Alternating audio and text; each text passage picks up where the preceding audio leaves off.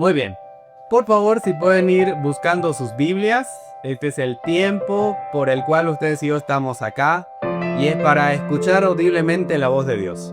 Que Dios pueda hablar a tu vida, que Dios pueda hablar a mi vida. Y tal vez antes de abrir en el Salmo 41, que es en el que vamos a meditar estos 13 versículos, que vamos a dividir en 3 partes.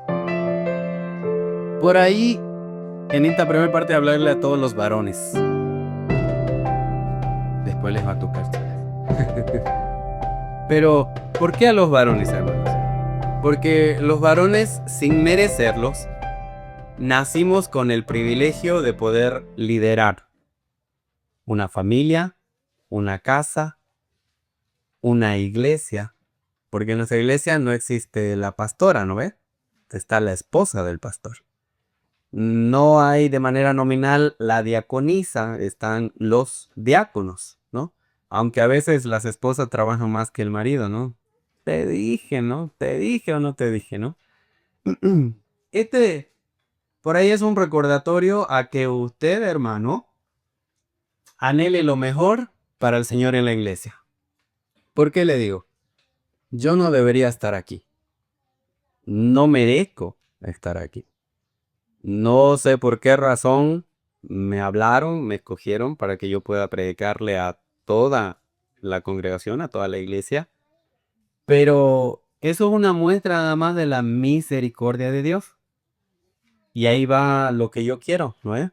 Si yo pude, ¿por qué usted no? Si a mí me hablaron, ¿por qué a ti no? ¿Qué impide que tú puedas estar enseñando aquí a la iglesia la Biblia? Tú y yo leemos la misma Biblia, la palabra de Dios. Pero apoyemos a nuestros diáconos, apoyemos a nuestro pastor. Hay un sinfín de reuniones en nuestra iglesia y muchas veces estamos muy fríos. No estamos siendo partícipes. Asistimos simplemente cuando podemos y nos lo ponemos como prioridad. Con mucho amor, con mucho respeto, hermano, anhele servir al Señor en su iglesia. Yo sé que todos tenemos trabajo. Yo sé que todos tenemos familia, tenemos deudas. Pero no descuide lo espiritual, ¿sí? Nuestra iglesia está pasando este 2025 por un año especial y cargado de emociones, cargado de grandes cosas.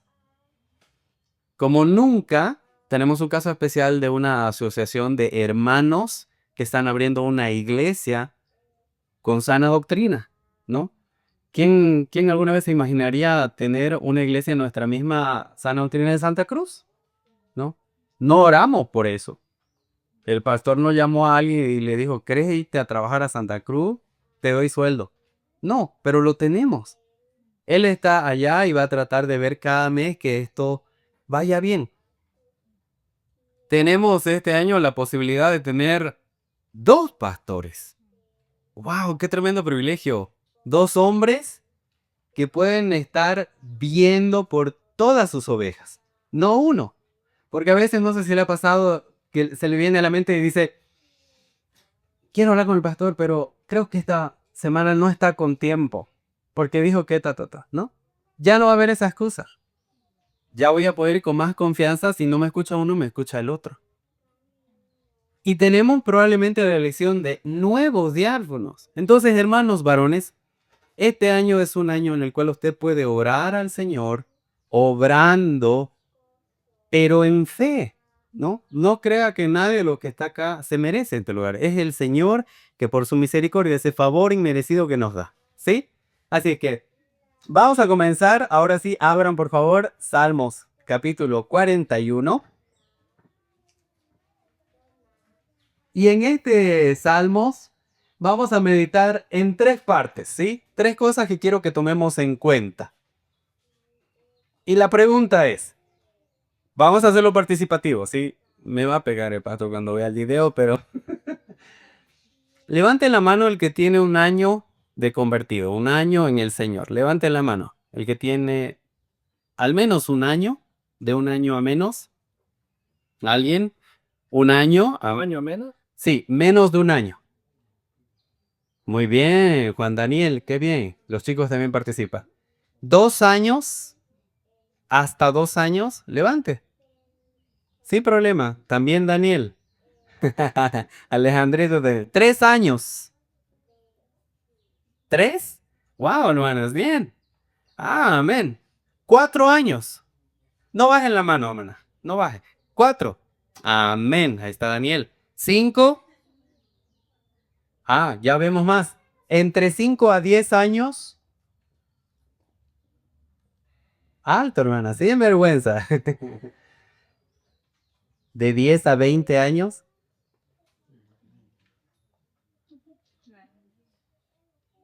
Ya, la gran mayoría. De 20 a 30 años de creyente. Wow. De 30 a 40 años. Miguel. Wow, qué bendición. De 30 a 40. De 40 a 50 años. Y ahí me quedo, ¿no? En este tiempo que usted ha estado como creyente en el Señor, ¿cuántas veces se ha enfermado? Creo que está muy alto, está acoplando. ¿Cuántas veces ha estado enfermo? ¿Al año un promedio de 1 a 2 veces? Más o menos. ¿Algunos de ustedes nunca visitó un hospital?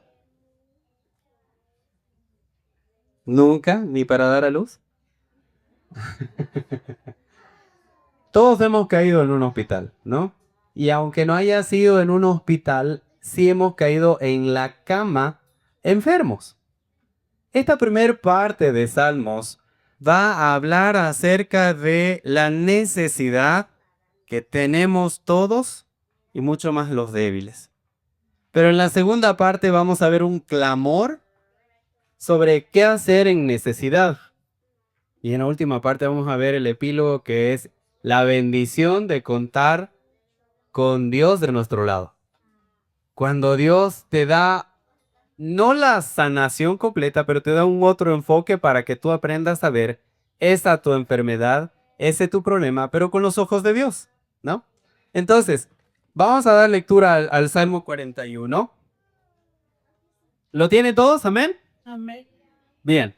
Dice: bienaventurado el que piensa en el pobre. En el día malo lo librará a Jehová. Jehová lo guardará y le dará vida. Será bienaventurado en la tierra, y no lo entregarás a la voluntad de sus enemigos. Jehová lo sustentará sobre el lecho de del dolor. Mullirás toda su cama en su enfermedad. Yo dije: Jehová, ten misericordia de mí, sana mi alma, porque contra ti he pecado. Mis enemigos dicen mal de mí, preguntando: ¿cuándo morirá y perecerá su nombre? Y si vienen a verme, hablan mentira. Su corazón recoge para sí iniquidad, y al salir fuera la divulga. Reunidos murmuran contra mí todos los que me aborrecen. Contra mí piensan mal, diciendo de mí: cosa pestilencial se ha apoderado de él. Y el que cayó en cama no volverá a levantarse. Aún el hombre de mi paz, en quien yo confiaba, el que de mi pan comía, alzó contra mí el calcayá. Mas tú, Jehová, ten misericordia de mí y hazme levantar, y les daré el pago. En esto conoceré que te he agradado, que mi enemigo no se huelgue de mí. En cuanto a mí, en mi integridad me has sustentado y me has hecho estar delante de ti para siempre.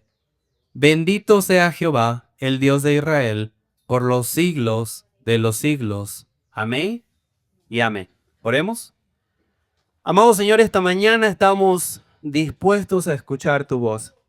Te agradecemos porque nos has permitido alabarte, cantarte y hablar de aquellas grandes maravillas que tú has hecho por nosotros. Y te agradecemos porque aún sin tener una voz melodiosa, potente, tú escuchas nuestro canto, nuestra alabanza, nuestra adoración. Ahora, Señor, queremos escucharte a ti. Queremos pedir que nos hables audiblemente a través de tu Espíritu Santo en nosotros. Que nos enseñes, que nos ayudes a comprender, pero sobre todo que nos convenzas de tu verdad. Porque sabemos que convencidos vamos a vivir en base a eso. Bendice a cada uno de mis hermanos y visita presente. Y háblales en el nombre de Jesús. Amén. Este salmo va dirigido sobre un tema de salud. Por eso era que les decía, hermanos, es importante para mí que usted se identifique aquí. Porque este salmo va a hablar a aquella persona que alguna vez se ha enfermado. No nos gusta enfermarnos, ¿verdad? Y siempre hay este estigma sobre los hombres de que somos más fanadas para la enfermedad que las mujeres, ¿no ves? Alguien decía ahí, solo una mujer va a entender el resfrío del hombre cuando dé a luz. Porque nos resfriamos y esperamos que nos atiendan, que nos den bien la boquita, que nos abriguen, que nos apapachen, sopita caliente, y somos así. No, es naturaleza. Hay sus excepciones. En cambio, uno cuando se resfría sabe que tiene que hacer mil cosas y más bien no deja de hacer y está hasta la madrugada limpiando la casa y viendo a los chicos y que el esposo y bueno, algún rato se acordará de su resfrío.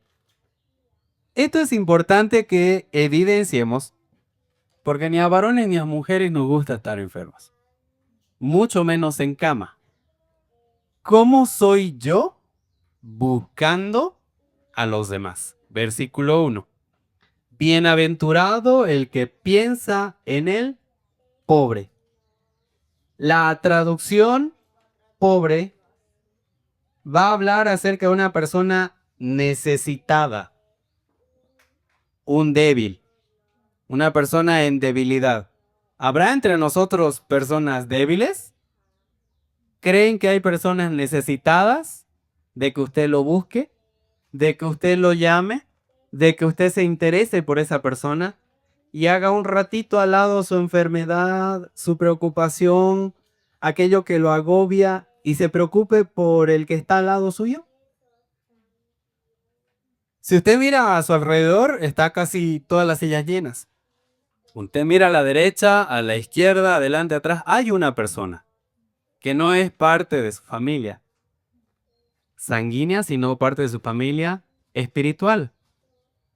Y hay una bendición, pero no es de parte de la vida, de su trabajo, no, es de parte de Dios. Dice, bienaventurado, bendecido por Jehová, el que piensa en el débil, en el necesitado, en el pobre. Y no habla de una condición económica. Habla de aquel hermano o hermana que viene cada domingo a la iglesia y se sienta a su lado y muchas veces usted ni la Biblia comparte con él, ni un saludo. Que estando esa persona necesitando de alguien que le diga un buen día, ¿cómo estás? Porque dice, el que piensa en la necesidad del pobre. ¿Qué estará necesitando? Lo vi un poco raro al hermano. ¿Estará mal? ¿No? Y viene la pregunta, ¿estás bien? Y hay algunos que están acostumbrados a decirte, sí, todo bien. Y por dentro, todo mal. Pensar en el pobre, pensar en el necesitado, es pensar en sus necesidades. ¿No le ha pasado que durante la semana cuando tiene algo lo piensa y lo piensa? Y había un dicho en los tiempos de mis papás que decían, me quitó el sueño. Toda la noche he pensado en eso y no podía dormir de la preocupación. A eso se refiere sobre estar pendiente de los demás. Entonces la pregunta va para mí tanto como para ustedes. ¿Cuándo fue la última vez que usted pensó en alguien en la iglesia? ¿Cuándo fue la última vez que usted llamó, mandó un mensaje, visitó o se tomó un tiempito hoy domingo? para hablar con esa persona y pensar en que puede estar necesitada de algo. En el versículo 1 dice, en el día malo lo librará Jehová. Y esto, creo, hermanos, va de la mano de una condición y una promesa, ¿no? Si yo me intereso genuinamente, si yo pienso en la necesidad, en ese día malo, cuando me toque a mí, no va a venir ese hermano. Jehová me va a librar, sostener. Habla de cuidado, habla de contención cuando la necesite. En el versículo 2 sigue la misma idea. Dice, Jehová lo guardará y le dará vida. Será bienaventurado en la tierra. Cuando habla de guardar, habla de preservar. Habla de vigilar. ¿Cómo son los niños cuando están empezando a caminar? Tambalean. ¿Cómo estamos los papás con el primerizo? Detrás, ¿no ven? Estoy charlando con alguien y está el otro ojo ahí. Y lo estoy viendo todo el tiempo. Que todo lo que vaya a sucederle no sea algo mortal. La misma idea tiene acá, hermano. Por eso es que comienza este versículo, este capítulo, con esos 3 versículos indicando acerca del hombre, la mujer, que se preocupa por los demás. Y ustedes y yo, como hermanos en la fe, tenemos que preocuparnos, porque somos una familia. Tenemos que ocuparnos de ver de que ninguno de este lugar se salga sin un buen saludo. Sin poder estrecharle la mano, sin poder ver cómo está su vida. Porque se rumorea mucho que dice que el Alejandro está enfermo, pero parece que es grave. Ay, pobrecito. Pero nunca me acerqué. Y le dije, Alejandro, estoy orando por vos. No sé por qué estás pasando, pero te veo que no estás bien, ¿no? ¿Qué palabras de ánimo pueden haber en mi corazón hacia otros? ¿Cómo puedo cuidar yo de esa persona? Sin esperar y voy a decir, no, me voy a preocupar por los demás porque dice aquí que voy a ser bien bendecido. No, es una reacción natural, es algo genuino del corazón. Versículo 2, Jehová lo guardará y le dará vida, será bienaventurado en la tierra y no lo entregarás a la voluntad de sus enemigos. Esto no significa que no va a tener luchas, hermano.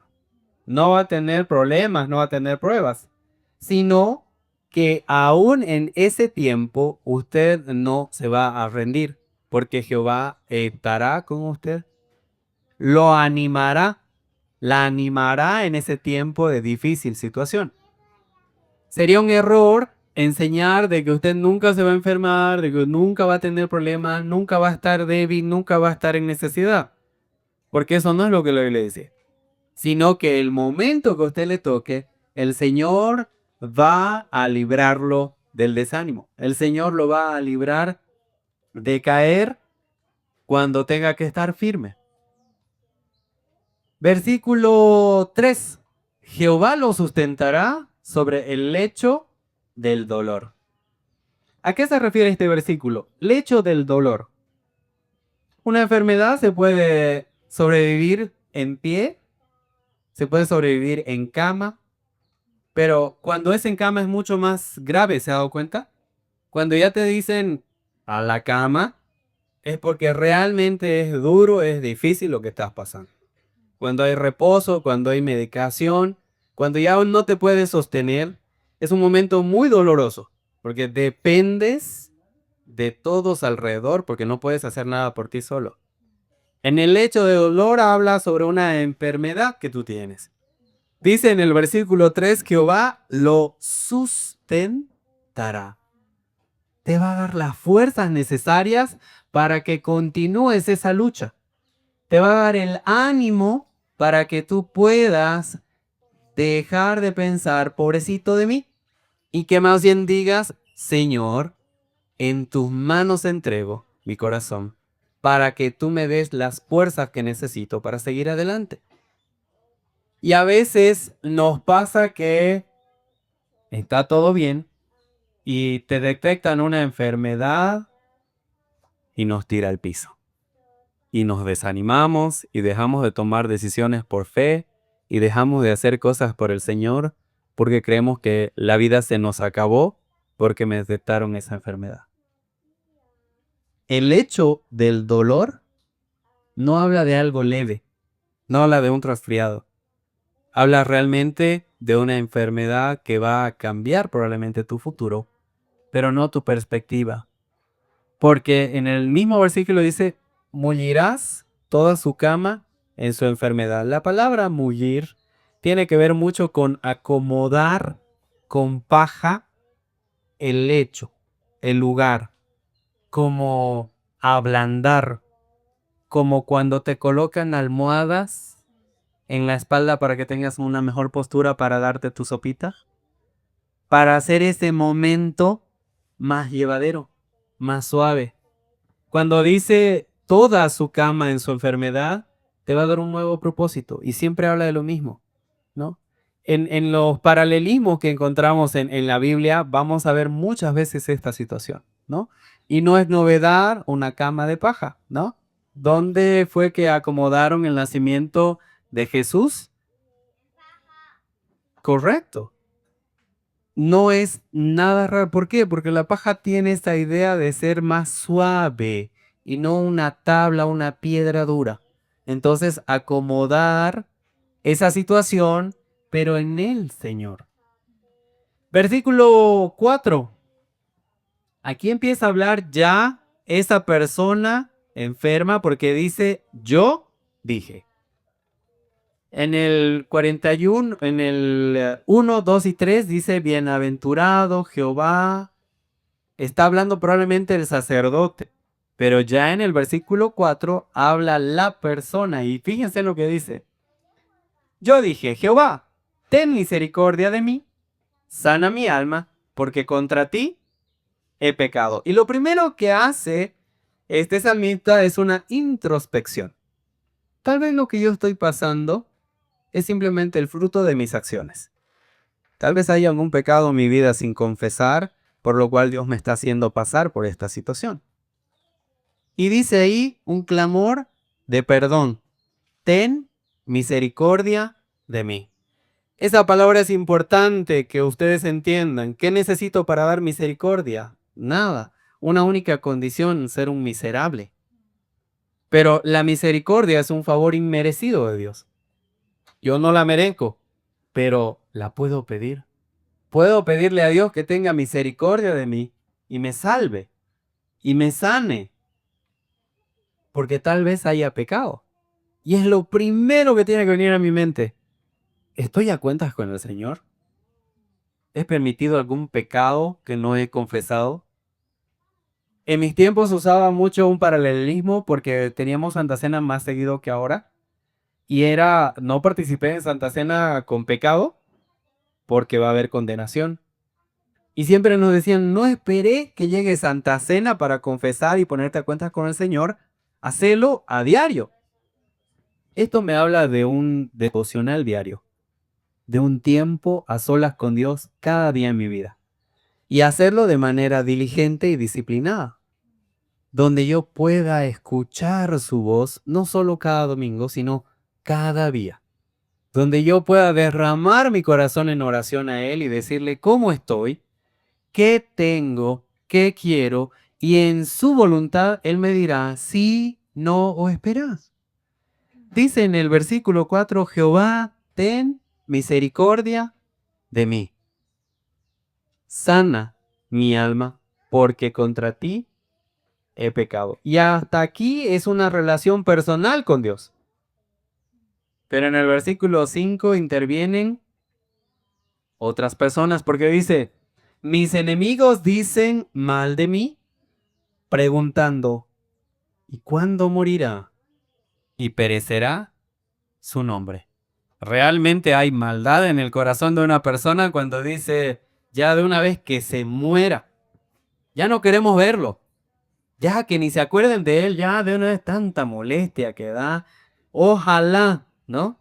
Y a veces para nosotros estas palabras como decir, no, nunca debes desear el mal, somos cristianos, no, no se debe pagar mal con mal.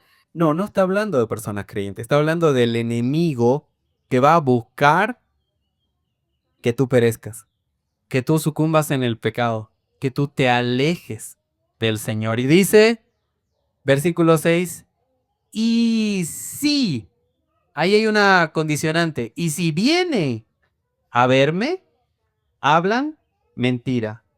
Su corazón recoge para sí iniquidad y al salir fuera la divulga. Cuando vienen a visitarme, yo confío en ellos. Yo les cuento cómo estoy, pero ellos lo usan para denigrarme, para hablar mal de mí. El autor de la transliteración que me pasó el pastor decía, para un cristiano ya es difícil manejar el pecado. Ya es complicado esa sensación de que le fallaste al Señor y de que nuevamente caíste en ese pecado que ya habías confesado. Todo pecado para un cristiano siempre es un momento difícil y duro. Si alguna vez usted recuerda su primer amor, era alegría, era gozo por esa salvación, porque tenía una vida nueva, diferente, un propósito diferente. Pero al momento que cayó en pecado, había una tristeza dentro, ¿no? Y la Biblia lo menciona, ¿no? Estaba contristado el espíritu, y hasta que no hubo una confesión genuina, recién hubo el perdón, el alivio, el perdón infinito de parte de Dios. Ya para todos nosotros que somos hijos de Dios, ya eso en el día a día ya es difícil.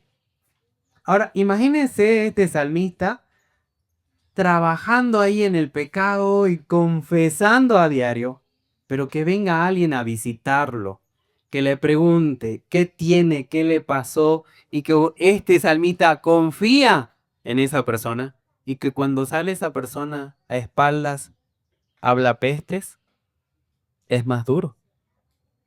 Porque te ha pasado muchas veces considerar amigos, algunos que al final supiste que solamente fueron a saber el chisme para echártelo en cara. Su culpa es, ¿qué habrá hecho pues? ¿No? Todo lo que uno siembra cosecha. Y empiezas a escuchar palabras de este estilo. Y no es ahí donde termina, porque dice en el versículo 7, reunidos murmuran. No solamente lo hizo él, se fue con otros para que hablen mal de ti. Reunidos desean tu mal. Y esto no es nada raro, hermano. Tenemos broncas en el trabajo, en la familia, con vecinos, con amigos. ¿Cuál va a ser la posición? Dice en el versículo 7, reunidos murmuran contra mí todos los que me aborrecen. Contra mí piensan mal diciendo de mí. Fíjense lo que dice en versículo 8. Cosa pestilencial. Estas son palabras realmente duras de soportar. Cosas malvadas y sin valor. La palabra pestilencial tiene una leve referencia a Belial, ¿sí? Sobre algo malvado, sobre algo hueco, vacío, que no tiene valor. Fíjense lo que están haciendo, están denigrando al punto de quitarle todo el valor para que esta persona finalmente en desánimo se deje morir. Cuando dice cosa pestilencial se ha apoderado de él, habla de una enfermedad diabólica. Y no es raro, hermano, que te puedan acusar de un y mil cosas que te están pasando, que hasta saliste de una y entraste en otra, y enfermedad, y pérdida, y robo, y una y otra y otra y otra cosa, que ya hasta los que considerabas amigos te empiezan a decir, también qué habrás hecho, ¿no? Cuando vos lo que esperás más bien es una palabra de ánimo de alguien que te apoye, que te soporte. Versículo 9 dice, cosa pestilencial el 8. Se ha apoderado de él y él cayó en cama, no volverá a levantarse. Gracias, Chico. Por eso es porque está enfermo. Por eso es que está mal. Por eso es que está dolido. Versículo 9. Y aún el hombre de mi paz, en quien yo confiaba, el que de mi pan comía, aún mi mano derecha aún aquel que decía ser mi mejor amigo, mi mejor amiga, aquel que le abrí las puertas de mi casa y le di de mi comida, invertí mi tiempo, y tal vez te pase a ti en el liderazgo como líder, invertir tiempo en discipular a alguien que después termina hablando mal para ti, que deja el discipulado, que solamente sale a hablar cosas malas de ti.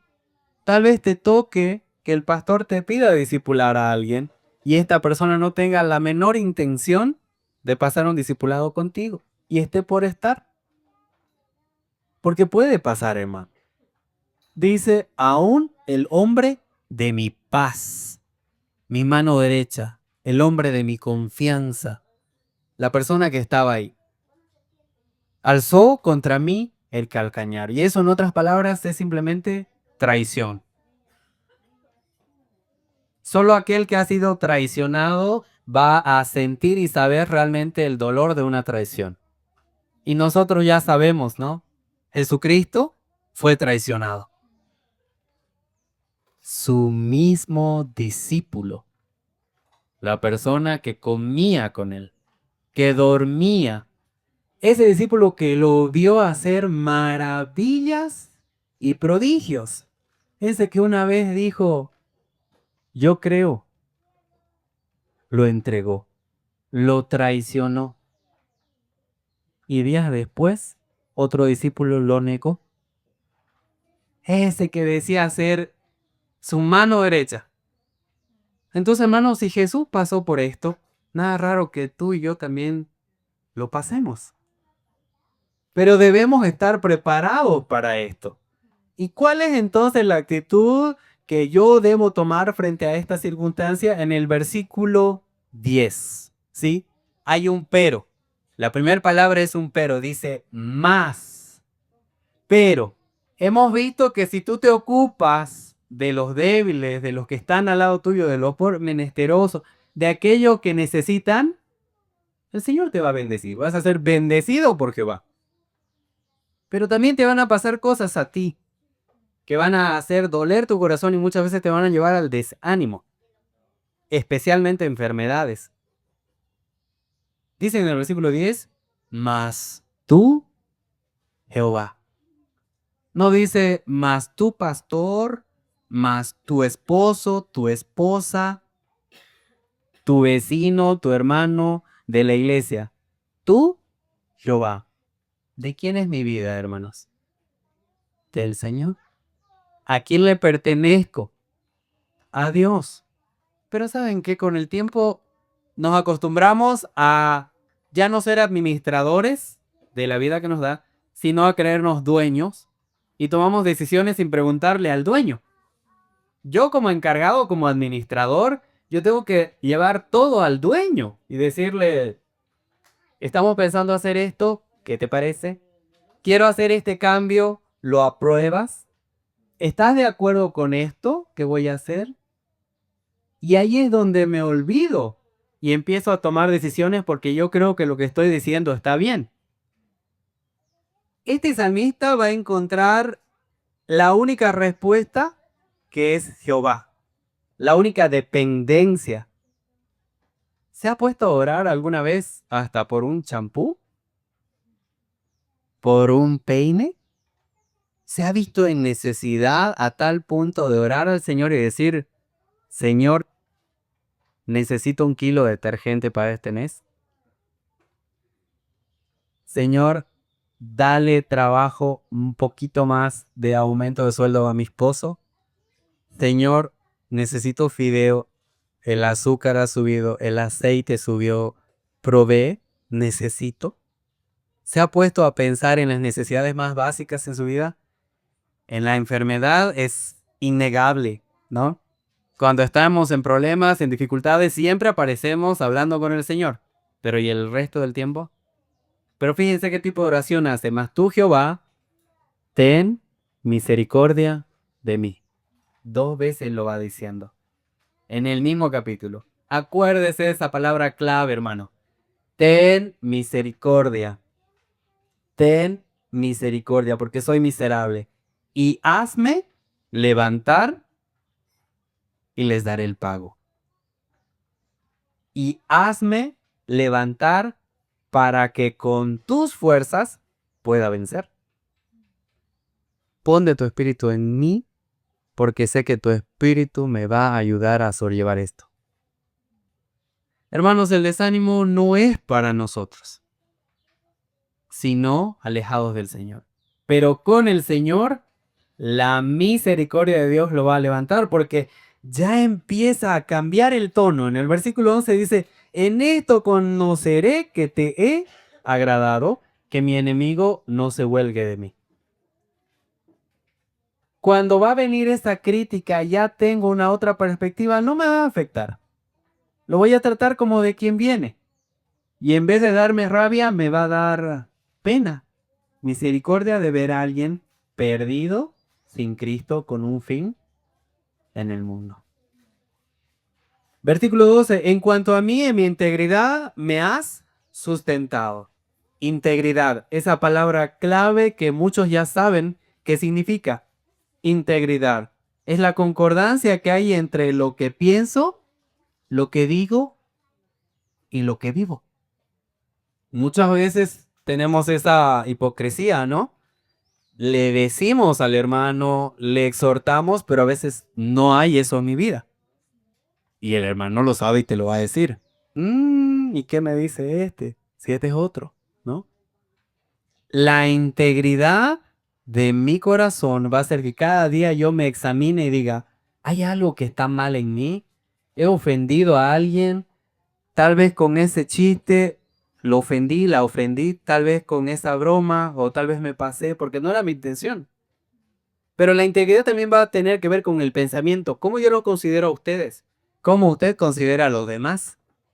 ¿Los ve como una prioridad? ¿Realmente los ve como una familia? ¿Los considera familia o solamente somos amigos de fin de semana? Porque tenemos una vida cristiana de fin de semana. Porque solo aquí y después me olvido y me desaparezco. Versículo 13. Bendito sea Jehová, el Dios de Israel, por los siglos de los siglos. Amén. Esta es una declaración altamente fuerte, quiero decirles. Porque esto solamente hace aquel que ya se considera victorioso. Que antes de entrar a la carrera ya se considera victorioso. Porque tiene una fe fundada en el Señor. Y la última parte del versículo 12 dice, en cuanto a mí en mi integridad me has sustentado y me has hecho estar delante de ti para siempre. Hermano, Dios lo ve, hermanita, Dios lo ve todos los días. Para Él no hay nada oculto. Ni en el día ni en la noche. Pero para Dios no hay eso. Él sabe qué está pensando ahora. Él sabe de qué está necesitando ahora. Él sabe qué ha escondido. Y es importante para mí que de aquí usted sale, hermano, pensando en esto. Primero, ¿estoy a cuentas con el Señor? ¿Hay pecados en mi vida que he permitido? ¿Hay alguna persona que tal vez no veo con buenos ojos en la iglesia? ¿Que lo veo como enemigo, enemiga? O tal vez usted está desanimado por esta noticia que le dieron en cuanto a salud. Estas son las palabras que usted necesita para levantar el ánimo y cobrar fuerzas en el Señor. Y orar a Dios y decirle, ten misericordia de mí. Ayúdame a resistir, a soportar, porque si Dios lo está permitiendo tener lo que le está pasando es con propósito. Muchas veces no nos acordamos de que Él que permitió esto en mi vida, Él también me puede librar. Simplemente como parte de la iglesia, no podemos venir a calentar asientos, hermanos. No fuimos hechos para eso. No podemos estar sentados sin hacer nada. Es importante para cada uno de ustedes como para mí que crezcamos juntos. No podemos tener aquí cabezones, ¿no? que saben, que conocen, pero que no ejercitan el resto del cuerpo. Porque todo lo que aprenden solo está acá y nunca llega a hacerse realidad. Ahora es cuando usted puede verificar en su vida qué cosas sabe que no les está poniendo en práctica. La Biblia es súper sabia cuando le dice, el que sabe hacer lo bueno y no lo hace, le es pecado, dice Santiago. Entonces, si yo ya sé estas cosas y son simplemente un recordatorio, haga esa introspección, haga ese examen a usted mismo y diga, ¿en quién no me estoy ocupando? Y créame, hermano, que no es trabajo del pastor y los diáconos que se preocupen por todos, ¿no? Y ahí es donde nos victimizamos y decimos, no, a mí nunca me visitaron, nunca me llamaron. No, no, hermano. Acá dice, bienaventurado el que piensa, el que se ocupa. No dice, bienaventurado el pastor que va y los visita. Bienaventurado el diácono que va y lo llama. No, aquí. Le dije, hermano, hay este 2025 ministerios que están comenzando. Hay hartos proyectos que el pastor tiene en mente. Usted puede apoyar muchísimo más. Y si usted se acerca al pastor, el pastor va a sacar la lista de cosas que tiene en mente. Pero estoy dispuesto a sacrificarme dejando de pensar solo en mí y empezar a pensar en los demás. Los dejo con esto en mente. Preocupémonos por los pobres, pero tengamos una otra perspectiva cuando nos venga este tema de salud, ¿ya? Nadie es eterno.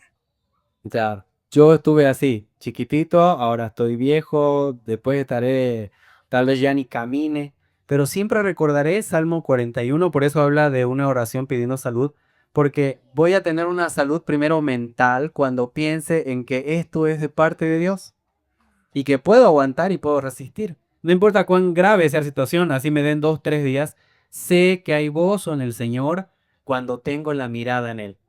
Y eso me va a ayudar, hermanos, a que pueda tomar decisiones por fe, porque hay desafíos, ¿no?